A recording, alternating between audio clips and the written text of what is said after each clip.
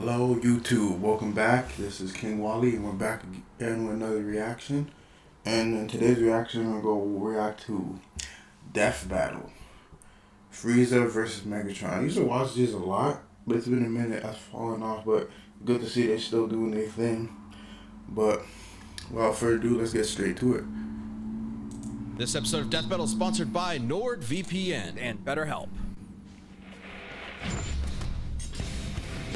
Frieza, the Dread Emperor from Dragon Ball. And Megatron, the Decepticon commander from Transformers. When these two dictators collide, the cosmos... Before I even stop, if anybody in these comments, I don't know much about the Transformers universe, thinks Megatron can hang with Frieza, just leave. Like, I don't care what ancient super gun Megatron has. He's dying.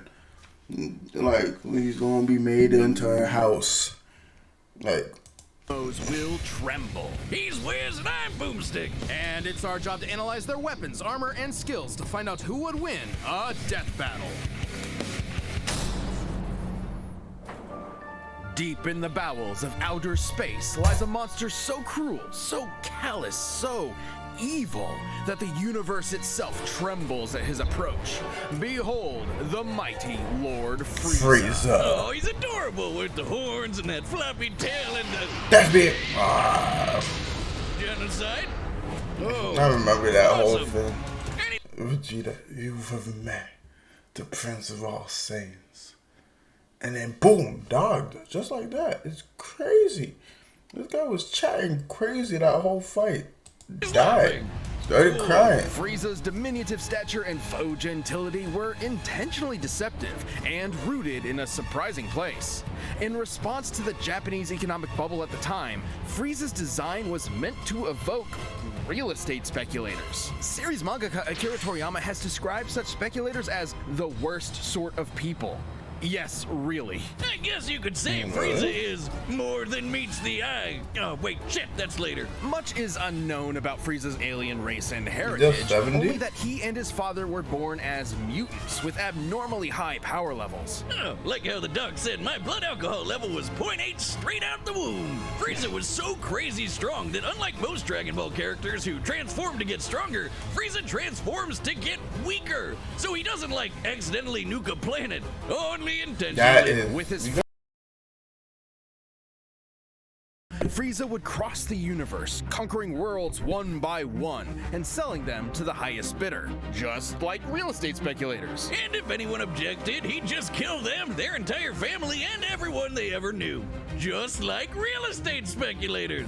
While he usually lets his weird, multicolored alien grunts do his dirty work for him, Frieza's not afraid to throw down himself, especially if some spiky-haired space monkeys start getting too uppity for their own good. Frieza's strength comes from his innate understanding and manipulation of his own ki, or life energy, which he can use to enhance his physicality or manifest into projectile attacks. Like his classic Death Beam, Death Ball, Death Wave, Death oh my Cannon, god, Death who caught that Surge. one? Was that Yeah, Piccolo? I'm sensitive This these joint? days. Frieza can move Piccolo mountains caught it with the his worst. mind, fire laser beams from his eyes, create ki force fields, and he even learned to sense the ki of others through sheer observation alone. He's fast enough to keep up with Goku's ki attacks, which, scaled to the ki he absorbed for his spirit bomb against Kid Buu, could move across the universe in less than a minute. That would be over 17 quadrillion times the speed of light, and he's gotten even stronger and faster since then. You know you're a badass when you can stroll into Planet Vegeta, a planet filled with people whose only higher aspirations involve murder and hair gel,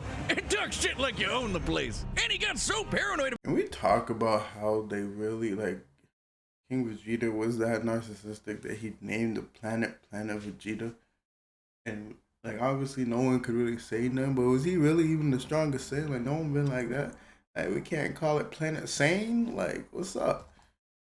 About one of them getting strong enough to kick his ass that he blew up the friggin' planet. Considering Planet Vegeta has 10 times the gravity of Earth, this would mean it likely has 10 times the mass and 100 times the energy required to overcome its gravitational binding energy and destroy it. That's over 5.3 yotatons of TNT. And that was in Sometimes his I wonder weakest if these form. words are real. Too bad They he probably kinda are, but missed the shit. spot. Or several, because a bunch of Saiyans survived to fight another day. Space genocide just ain't what it used to be. This would come back to bite him when he was finally forced to confront the Earthbound Saiyan Kakarot, and accidentally ended up being the reason he turned into the legendary Super Saiyan. Like the albino dildo he is, Frieza has survived being pounded by Broly for over an hour straight, crushed by Goku's Spirit Bomb, and then split in half, consumed by an exploding planet, and left afloat in the vacuum of space. He can survive without the vast majority of his body, but unlike other Dragon Ball villains, he can't heal on his own. It didn't help him that much after he got his ass sent to hell, but because of that dragon in his balls, he was back at it again. And with just 4 months worth of training, the first time he'd ever trained in his entire life, Frieza was able to achieve a new transformation capable of surpassing the Super Saiyan, Golden Frieza. That's a level of laziness I aspire to, Wiz. DeviantArt Frieza No, anyway, here talk lets him about how keep he up with skipped Super Saiyan all Blue of them. Goku and Vegeta. A significantly weaker Super Saiyan God Goku could blow up the whole of Universe 7 in a punch clash with the God of Destruction, Beerus. And the shockwaves of their punches were able to reach the edges of existence in only a few seconds, over 270 quadrillion times the speed of light. And that is before so many years of power-ups and training between then and now. Totally crazy, but nothing compared to his newest and greatest form. A transformation capable of surpassing Goku's Ultra Instinct and Vegeta's Ultra Ego, their peaks at this point. A transformation even stronger than Gas, who was wished to be the strongest in the universe. He literally said F you to the Dragon Whoa, Balls. whoa, whoa. This is... Nah, that's different. Frieza got that dog in him. How you gonna be stronger than someone who wished to be the strongest? What? Black Frieza! The all-seeing Oracle Fish had prophesied the coming of the universe's strongest, and perhaps he was talking about Frieza all along. Come on, give us another prediction! Oh, Wiz, I think you're gonna die. No, for some godforsaken reason, he didn't use his newfound power to kill those pesky Saiyans. They were right there, you moron. In fact, he once committed the archvillain's greatest sin and teamed up with them to save their universe and beat Jiren, a being comparable to the gods of destruction. Because no one's allowed to destroy the universe but him. And that's a promise he means to keep. This almighty emperor will continue to rule the universe with an iron grip and a heart of ice. This episode of Death Battle is sponsored by NordVPN. It's no secret that Wi-Fi networks, especially free public ones, can be compromised by criminals. The web at your disposal. Connect. You 30. Live long enough to see yourself become the villain. Or you live even longer and become an 80s toy commercial. This is Megatron. You're gonna get played with. In Cybertron's ancient past, the planet was ruled by the Functionist religious order, which decreed a Transformer's natural-born alternate mode determined their role and status in society rather than letting them choose for themselves. Crazy. Born into this repressive caste system, Megatron of Tarn dreamed of something more. So this giant Hasbro toy robot, only $5.99 at your nearest Rite Aid, wrote a manifesto on peaceful dissent that got popular with the oppressed Cybertronian working class. So much so, in fact, that the Senate tried to have him assassinated. Whoa, politics alert! After surviving that brush with death, Megatron was convinced that peace could never be an option. The only path left to overthrow the crippling social order was violent revolution. So were the Autobots originally the bad guys here? Optimus Prime? More like Optimus Crime. Never say that Megatron wasn't committed. The civil war he started between the two groups lasted 9 million fucking years. And again, remember, toy robots. He was aided in his war efforts by his immensely powerful fusion cannon, a giant laser bazooka that can hit targets from 12 miles away and level a small town in a single shot. These projectiles are so fast, they're able to exit the atmosphere from ground level after only a single second. By scaling the distance of the Earth using the angle of this shot, the fusion cannon's projectile must be moving over 4,200 times the speed of sound. But like me, the fusion cannon needs a little time to recharge between shots. So Megatron's got some tools to keep the job going. He can close the distance with his Energon mace and block blows with his Energon shield. An outfit makes literally fought as a gladiator before his stunt as a revolutionary. Megatron can fire lasers from his eyes and arms, launch buzzsaws strong enough to slice through solid rock, fly through the air, and open up a force field known as a panic bubble. Now, it might seem like a huge flaw that it lets enemy combatants inside, but that's only until you realize it won't let them back out again. That's when the panic part comes in. Megatron's not trapped in there with you. You're trapped in there with him. Megatron's Cybertronian body is strong enough to match the Autobot leader Optimus Prime, who can toss around oil tankers weighing hundreds of thousands of tons. And Megatron's metallic hide was tough enough to survive an explosion so massive it launched the entire planet of Cybertron through space. By taking a look at Cybertron's mass and how fast it was sent flying to get its overall kinetic energy, Megatron must have survived a blast equal to nearly 4.5 a small star. He can even keep up with Decepticons like Starscream, who can fly across the galaxy from Earth to Cybertron at hundreds of thousands of times the speed of light. And he wouldn't be a transformer without being able to transform into various vehicles. A tank, a stealth bomber jet, and a gun! Just a gun. Walter B-38, in fact. I'm sorry, Wiz. I know he's this tragic revolutionary corrupted by the cycle of violence or whatever, but that is the funniest shit I have ever seen. What does he have, like his Deceptive buddies point him at people and fire? Sometimes. He can fire himself too. Oh my god. That looks even sillier. You may be laughing, but Megatron is no joke. By utilizing space bridge teleportation technology, Megatron can establish a remote link-up to a nearby black hole and teleport the antimatter it produces to his location. Through his eyeballs! Should matter and antimatter meet, they will be mutually annihilated in a brilliant release of energy defined by E equals MC squared. It doesn't matter how durable the matter is, it will be destroyed at the subatomic level.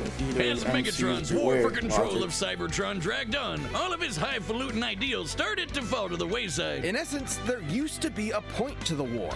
Now, war was the point. His only goal left was to rule Cybertron with a literal iron fist. That's where Megatron's greatest weapon came into play. His mind. The dude is a strategic and tactical genius who's always thinking 10 steps ahead. He's fought powerful Transformers like Grimlock, Predaking, and the Decepticon, a being with the power of an entire evil universe behind it. He and Optimus have even fought Nova Prime and Regenesis Shockwave, both of whom could utilize the energy of that same universe. Megatron once sealed himself inside an Omniglobe and commanded 1,000 real-life battles at once, funneling every iota of relevant information into his brain at the same time. The sheer deluge of data would be incomprehensible for anyone without that supercomputer brain. But all that robot ass-kicking ended up as a draw, and the only true loser was Cybertron. With the planet in ruins and its civilization extinguished, the Cybertronian Golden Age was long over. And the vanguard of its destruction was Megatron. So we can't kill Optimus. Now, a crusty Saturday morning Optimus, cartoon villain with a voice that sounds like Optimus can't bang out anybody. Trelling can bang out Optimus. Boneheaded second in command. Starscream. After countless millennia of a humiliating stalemate with his Boy Scout rival, Megatron's brilliant mind finally turned inward. He remembered that his early writings advocated for peaceful conversion and free thought instead of domination. It took you 9 million years to remember why you started fighting in the first place. Could that memory get lost in the cloud? In what was possibly his most surprising tactical move yet, Megatron saved the universe from annihilation as an Autobot. What? He realized that after millions of years of indefinite war, the ideals that he fought for, freedom, justice, equality, had switched sides, and Megatron had to as well. Turns out there was more to this supervillain than met the eye, because true to his nature, Megatron transformed. Okay. This episode of Death Battle is sponsored by BetterHelp. Have you ever felt they got every sponsor in the game. BetterHelp. Just help. All possibilities. It's time for a death battle!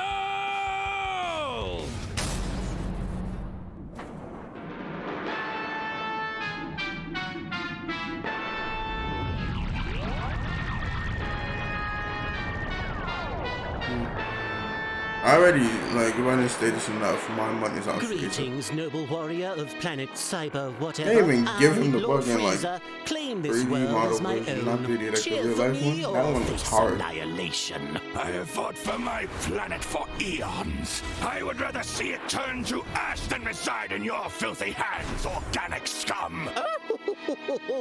I love it when they monologue back.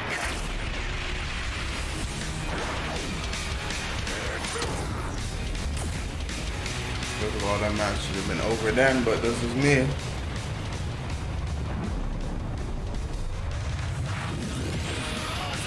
Pity. I'll have to construct a new mothership from your corpse.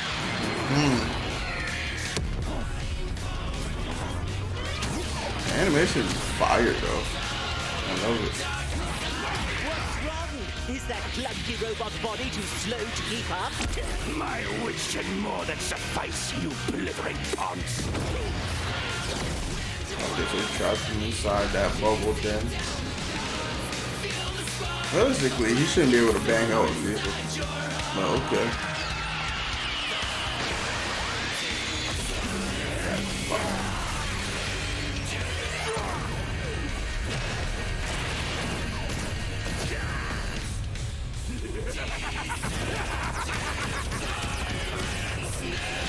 I don't care what he bangs out, he's losing.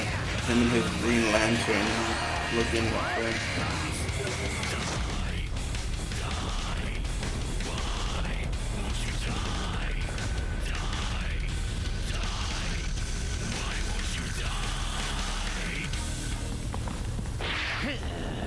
Where did he go? Huh?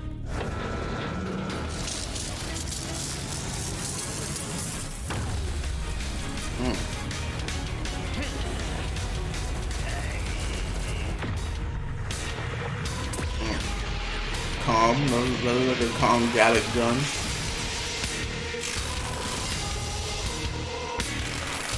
I swear if he even goes to Black Frieza, I'll be upset.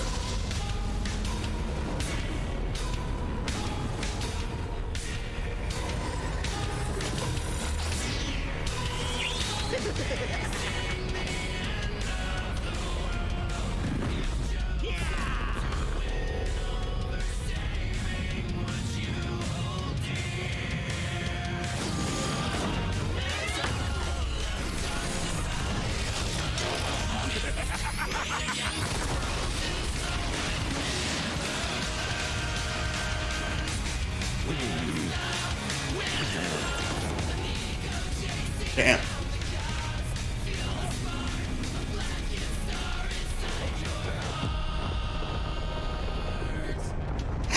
Damn.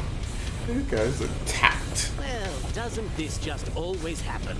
I give it 5 minutes. My planet!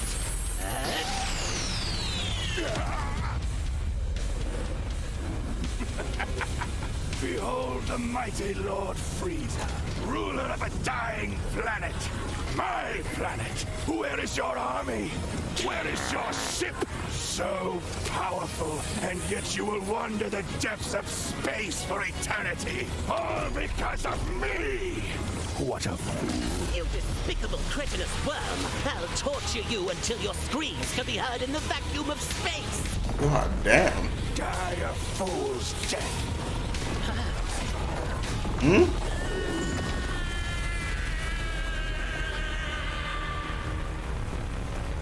Hmm?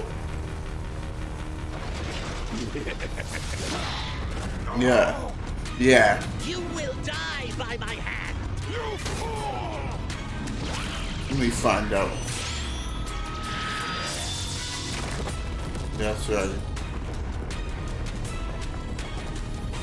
Cybertronians must kill them all. It should have Again, been, it should have Frieza. been It was killed actually after 1 the minute and death. 10 seconds. Idiot. Megatron's ruthless resilience may have netted him a win in some scenarios, but Frieza's overwhelming power gave him a clear edge. Megatron's ace in the hole was That's his all he had. antimatter, which would have annihilated Frieza's ass no matter how tough it was. And that was a real possibility. Megatron is a master tactician and manipulator with millions of years of combat experience. Frieza, on the other hand, has always relied on his raw power and intimidation to win fights. When things don't go his way, he has a tendency to freak out. However, Frieza has survived getting most of his body obliterated and kept going. Which meant the antimatter wasn't a surefire win. It would have to completely cover Frieza's whole body before he could react, and Frieza was way too fast for that. While Megatron scaled to characters who could cross galaxies, Frieza has kept up with Goku, who should be at least trillions of times faster. And on his smaller size and key force fields, Frieza had more than enough ways to avoid, defend, or survive the antimatter. So Megatron's only option was power. While Megatron has survived planet-busting explosions and even fought with a being that had the energy of a universe behind it, Golden Frieza was just too much for him, considering he certainly surpassed Goku in Beerus' Punch Clash. Since Universe 7 as a whole should be over 13 times larger than our own universe, You don't need to Frieza's just tell me. I already know exceed who was gonna Megatron's win. own power. And that feat happened at the beginning of Dragon Ball Super. Goku has gotten leagues stronger since then, and Black Frieza is currently beyond him. There was just no way Megatron was strong enough to keep up. Megatron was a devious foe, but Frieza's power, speed, and sheer survivability allowed him to crush the Decepticon leader underfoot. I guess you could say Megatron was cool, but Frieza was cooler. The winner is Frieza. Yes. I haven't like Frieza like that, but as he should. But thank y'all for tuning in, and I'll catch y'all in the next reaction.